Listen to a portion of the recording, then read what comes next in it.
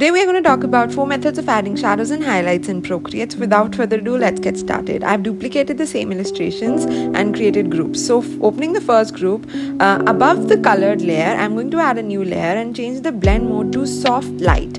So for shadows, I'll use the black color, and for the highlights I'll use the white color. So this way you can see you do not have to worry about picking the right color for shadows and highlights. It automatically creates a darker version of the color below. Sometimes it's a great match, sometimes you wouldn't really like how it's looking. So for that you can go to other methods, but till then you can see how it's turning out when I'm adding the shadows with black and highlights with white on the soft light layer.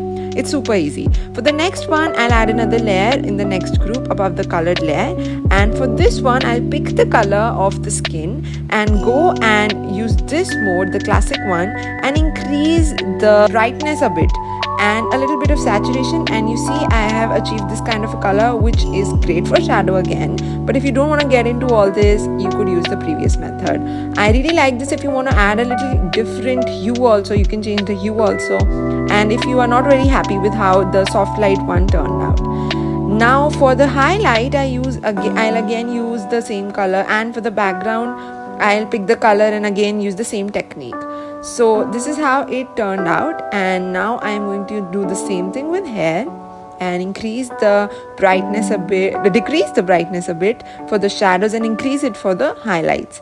And it literally just adds so much dimension into the illustration.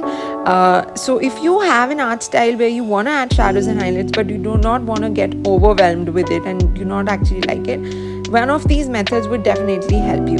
For the third one, we are going to change the blend mode of the layer to multiply and use a different color, maybe a soft purple, lavender or pink depending upon the colors, and we are going to add the shadow with it only. For the highlight, we'll use the soft light mode only, because in this multiply mode we cannot use the highlights or different color. I usually don't do that. So this will add a little purple hue to the shadow, adding a very different effect. So the soft light method for the highlight, you can see. And now for the fourth one, we are gonna go to the fourth group, and I'm gonna again add a new layer. We are going to change it to multiply again, but for this one we are going to pick the color below and we are going to use it.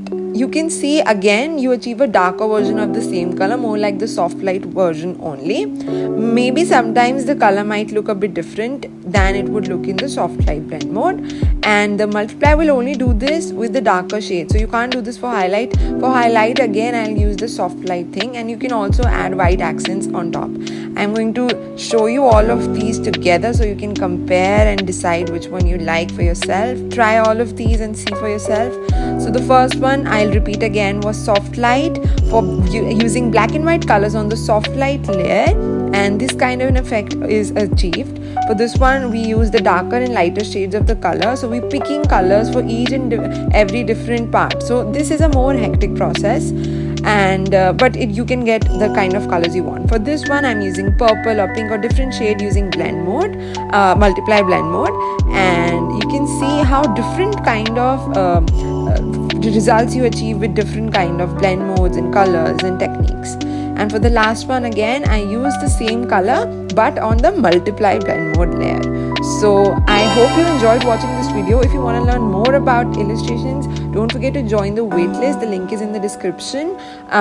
We'll talk about how to come up with original ideas, find your art style, and finally do the rendering of stylized character illustration in digital art. Thanks for watching. Don't forget to subscribe to the channel. Watch this video next.